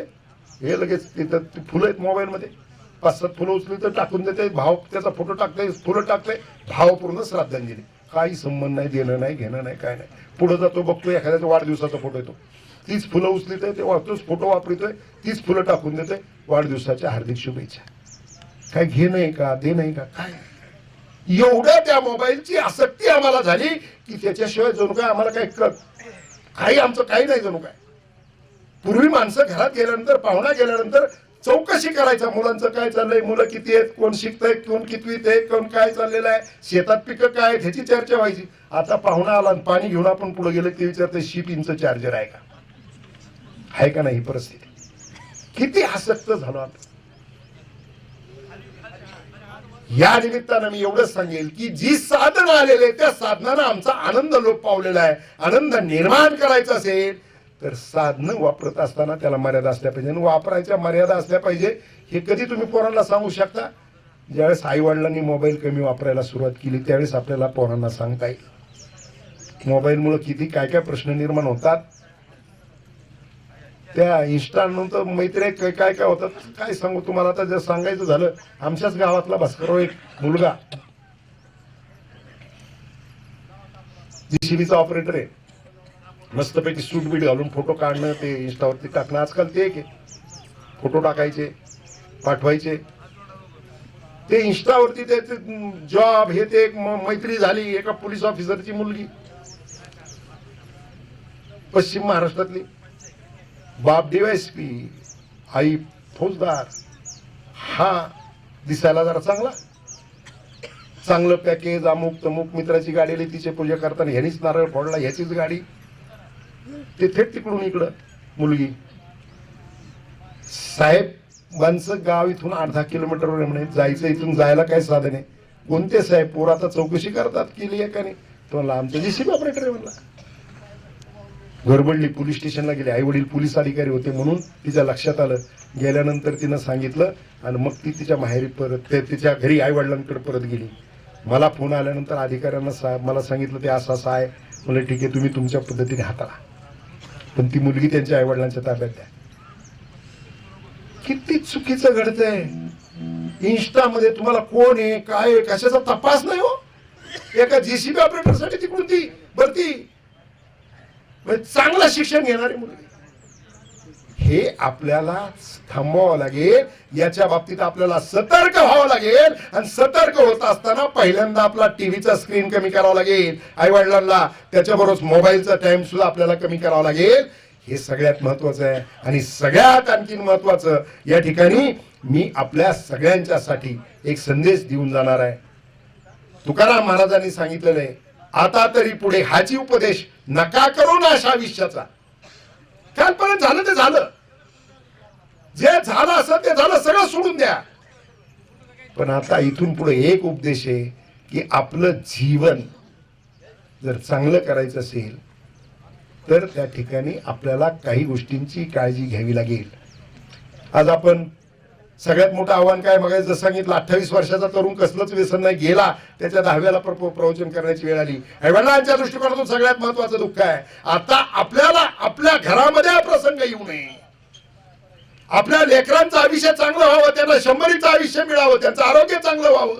हे जर करायचं असेल तर कुटुंबात जशी संस्काराची गरज आहे तशी आरोग्याची देखील गरज आहे. आणि आरोग्याची गरज आज एवढी मोठी निर्माण झाली की इथं बसलेल्या कोणाचं ताट विषमुक्त नाही. प्रत्येकाच्या ताटात विष आहे. भाजीपाला आपण तयार करतोय त्याच्यावरती फवारणी किती ते आपल्यालाच माहिती आहे. आपण तेल खातोय, कोणतं तेल खातोय? आपण तेल खातोय पूर्वीचं तेल, हे करडीचं होतं, शेंगदाण्याचं होतं, घाणीवरून तयार करून आणलेलं तेल होतं. तेल्याकडून तेल मिळत होतं, ते प्युअर तेल होतं. तरी देखील आमची आई ती तेल वापरत असताना, जुन्या माता या ठिकाणी बसलेल्या आहेत, बाटली असायची तेलाची, त्या बाटलीच्या तोंडाला बोट लावलेलं असायचं आणि धार टाकायची तेलाची, मोजकं तेल होतं. आज शेंगदाण्याचं तेल आहे, शेंगदाण्याचं तेल मिळतं 130 रुपये, 140 रुपये. 1 किलो शेंगदाण्याचं तेल तयार होण्यासाठी 4 किलो शेंगदाणे लागत आहेत. शेंगदाणे 125 रुपये किलो, 4 किलो शेंगदाण्याचे होतात 500 रुपये. 500 रुपयाचा शेंगदाणा जर 1 किलो तेल करण्यासाठी लागत असेल तर ते तेल 140 रुपये किलोनी तुम्हाला कसं मिळतंय? मिळू शकतं? मग त्याच्यात शेंगदाणा आहे का? काय आहे त्याच्यात? त्याच्यात शेंगदाणा नाही, मात्र शेंगदाण्याचं तेल म्हणून का आम्ही खातोय. आमच्या आयापूर्वी पाटलीला बोट लावून धार थोडीशी तेलाची लावत होत्या. आज आमच्या माय मावल्या तेल वापरत असताना पळीन चमच्यानी वापरतायत. जे प्युअर होतं ते आम्ही मुजून खात होतो आणि जे भेसळयुक्त आहे ते पळीनी खातोय. आम्हाला आरोग्य कसं मिळेल याचं चिंतन करा. आता तुम्ही म्हणता मग आता खायचं काय? घाणीवरचं तेल काढा. पळीनी खाण्यापेक्षा चमच्याने खा. तेल कमी खाल्लं म्हणून कोणी मरत नाही, पण तेल जास्ती खाल्लं तर मारणार हे 100% आहे. म्हणून आव्हान जगण्याचं आहे. सांगायचं असेल तर आता महाराज आपल्याला प्रवचनातून याही गोष्टी सांगाव्या लागतील. कारण बुडती हे जन न देखावे डोळा, येतो कळवळा म्हणून या. तुकाराम महाराजांनी सांगितलेलं जन बुडतंय त्या जनाला बुडू द्यायचं नाही, आणि बुडू द्यायचं नसेल तर मग सांगावं लागेल काय चुकतंय ते. नुसतं तेल नाही, दूध सुद्धा. आज दूध किती लागतंय, मागणी किती आहे, जनावरं किती देत आहेत, याचा जर हिशोब केला तर कुठंच मिळ नाही. भेसळीचं दूध मिळतंय, शहरात राहणारे लेकरं दूध खात आहेत, ते विषच आहे. भाजीपाला आमचा त्याच्यावरती फवारणी आहे. अन्नधान्याच्या बाबतीमध्ये देखील अडचणी आहेत. त्या ठिकाणी धान्य करत असताना शुगर का होते, जो संकरित गहू आलाय त्या गव्हामुळे शुगर होते. आपण आपल्या घरच्यांसाठी किमान जोड गहू म्हणा किंवा जुना गावरान गहू, ज्वारी, या गोष्टी आपण आपल्या पुरत्या पेरल्या पाहिजे. भाजीपाला किमान 4 वाफे जर आपण घरच्यासाठी केले, हाच शेतकरी या देशातल्या सगळ्यांचं विषमुक्त ताट करू शकतो. ती ताकद आपल्यात आहे. आपण जर 4 भाजीपाल्याचे वाफे केले तर आपण येणाऱ्या पाहुण्याची पिशवी चांगल्या भाजीपाल्याने भरून देऊ शकतो, त्याला चांगलं धान्य देऊ शकतो. ह्या गोष्टी केल्या तर पुढच्या पिढीला आयुष्य मिळणार आहे, नाहीतर आयुष्य कमी होत चाललंय. जगण्याचं आव्हान, सगळ्यात महत्वाचं आव्हान आपल्या सगळ्यांच्या समोर आहे. माणसं आपण खाताना काय खातो याचा देखील विचार केला पाहिजे. माणसं तंबाखू खातात. दादा, तंबाखू खात असताना माणसं वाटतं काय 10 रुपयाची पुडी, किरकोळ व्यसन आहे, एवढं तर व्यसन आहे, एवढी तर सवय.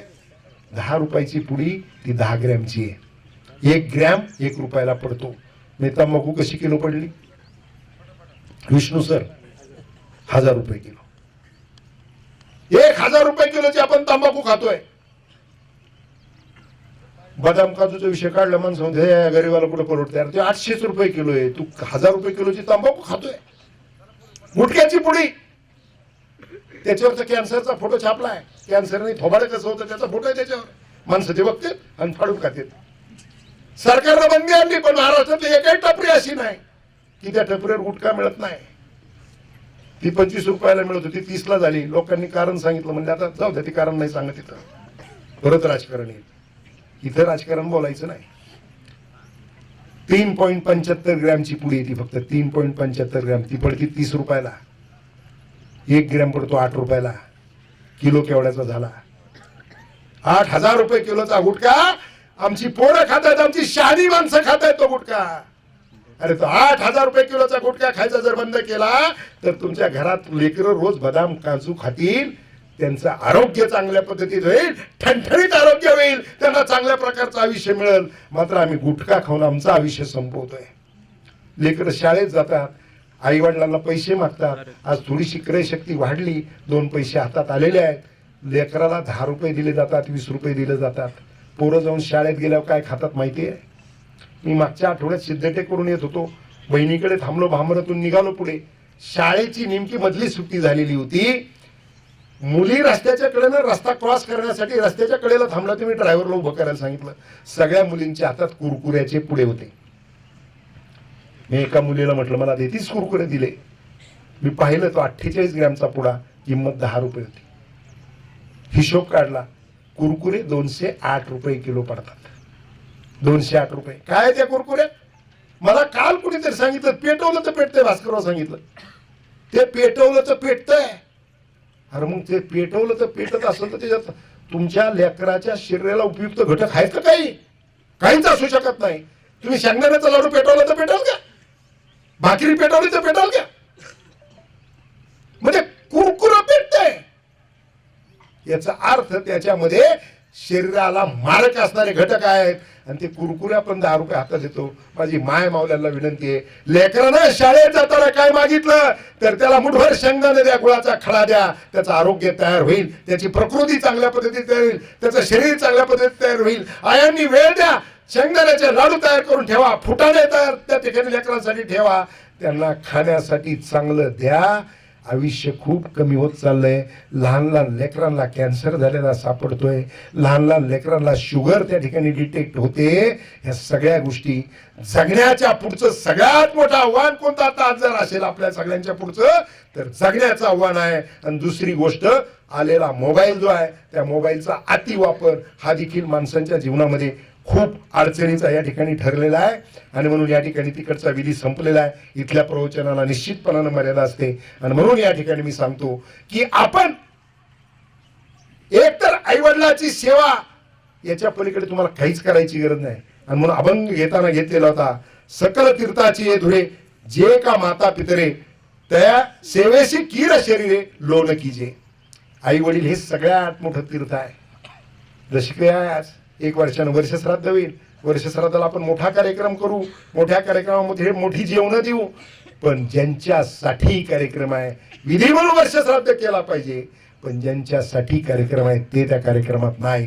आणि म्हणून मी माझ्या सगळ्या जाती धर्मामध्ये सगळ्यामध्ये आईवडिलांच्या ऋणातून उतरे होण्यासाठी ते हयात असताना कार्यक्रम केले जातात.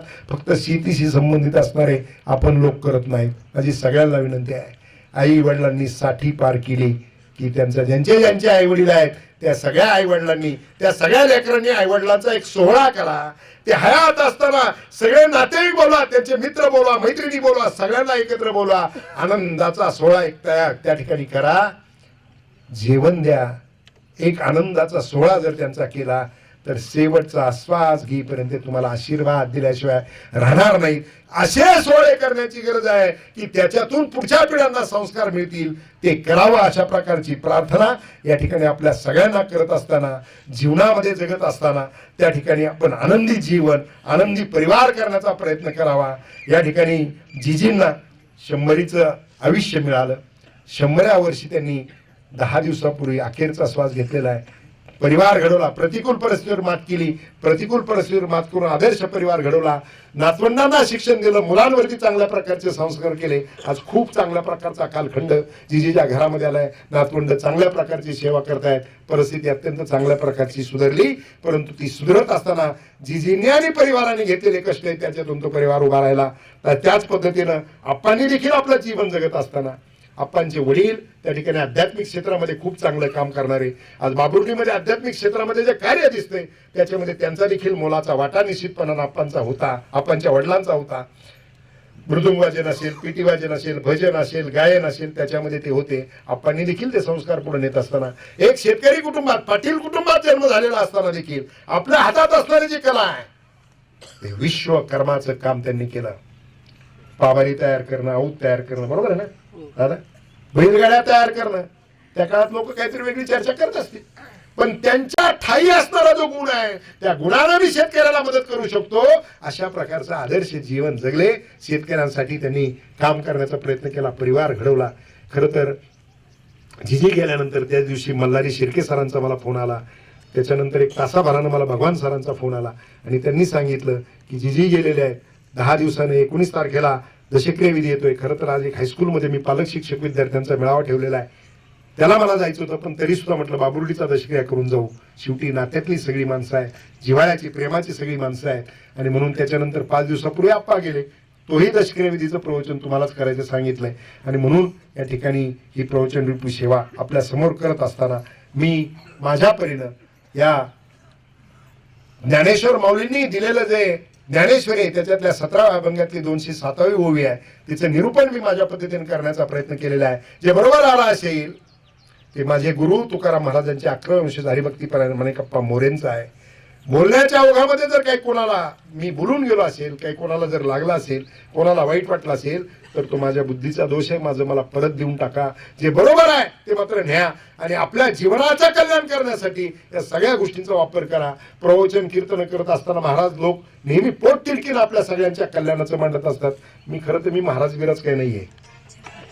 मी प्रवचनाचं करायला लागलेलं मी सांगितलंय मरणाआधी सावध व्हावे. नामदेव महाराजांनी सांगितलंय मृत्यू सगळ्यांनाच आहे, कोण कधी जाणार याची गॅरंटी नाही, पण मग जात असताना त्या ठिकाणी चांगलं करून जायचं असतं.